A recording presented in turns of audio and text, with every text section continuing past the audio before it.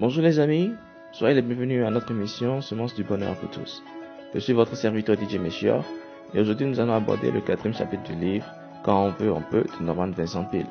Et notre 5e leçon intitulée Allumez votre feu intérieur et restez motivé. J'espère que vous allez très bien. Dans le chapitre 4 de son livre, Norman commence par poser une situation. Celui d'un patron se plaignant de son employé paresseux. À ce patron, Norman conseilla d'allumer le feu intérieur du jeune homme qui était bon à rien et qui n'attendait que son salaire. Cela poussa le patron à convoquer ce jeune homme pour lui dire à quel point il était inutile malgré tout le potentiel qu'on voit en lui pour être un excellent vendeur. Le jeune homme tapa du poing sur la table et envoya le patron se faire foutre. Il prit la porte pour pouvoir sortir et le patron courut pour le ressaisir et lui a dit qu'il a senti cette force intérieure en lui. Il a donc ainsi commencé à le coacher dans le seul but d'activer en lui son esprit de compétition. Il a amené ce jeune homme à se connaître lui-même. J'en profite pour rappeler mon livre Ton identité à la clé de ton futur. Et en fait, le jour où tu découvres qui tu es et tout ce dont tu es capable d'accomplir, alors tu crois en tous les projets pour les accomplir. Bientôt, je lancerai un autre livre. Même si j'ignore comment est-ce que je pourrais rassembler l'argent pour pouvoir renouveler ma connexion, continuer l'émission, pour pouvoir lancer le livre et le multiplier et le distribuer. Mais ces problèmes ne suffisent pas encore pour me décourager. Je compte sur Dieu qui m'éclairera jour après jour et enverra la provision. L'auteur nous dit ensuite que ceux qui réussissent dans la vie sont ceux qui se donnent à tout avec enthousiasme et sans rien retenir d'eux-mêmes. Moi je dis, vous dansez, alors dansez de tout votre cœur. Peu importe ce que vous faites, allez-y à fond. Vous n'en aurez qu'une bonne expérience. C'est tellement excitant. Norman nous parle ensuite d'une expérience de coaching avec un monsieur ayant une double personnalité.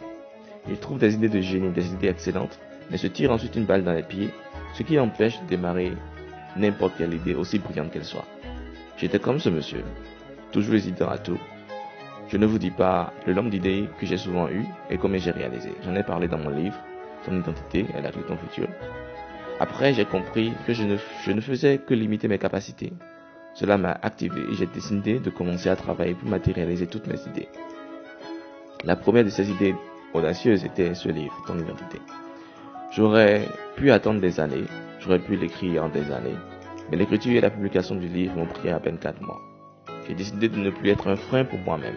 J'ai décidé de faire ma part et de laisser Dieu faire sa part. Si vous voulez changer une telle attitude autodestructrice, l'auteur nous conseille de lire les tests positifs, les histoires de personnes ayant réussi, essayez de discuter avec toutes ces personnes qui ont réussi, étudiez leurs méthodes et leurs expériences.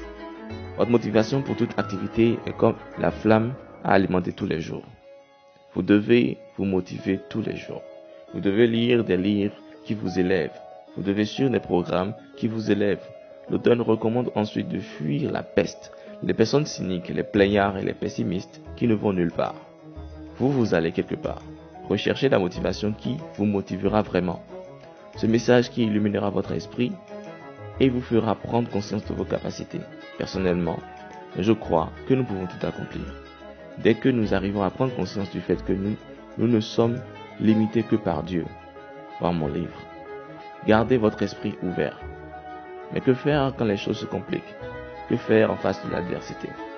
Norman souligne que l'adversité permet de briser certaines personnes, alors qu'elle est une réelle motivation pour atteindre le plus haut sommet et briser des records. L'auteur a interrogé un jour le commerçant J.C. Penney sur le secret de son succès. Il répondit ceci, l'adversité.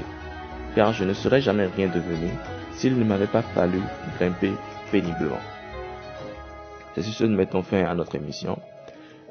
C'était votre serviteur DJ Melchior dans son émission Semence du bonheur pour tous. J'espère que vous allez très bien et que vous continuerez toujours à aller de sommet en sommet par la grâce de Dieu.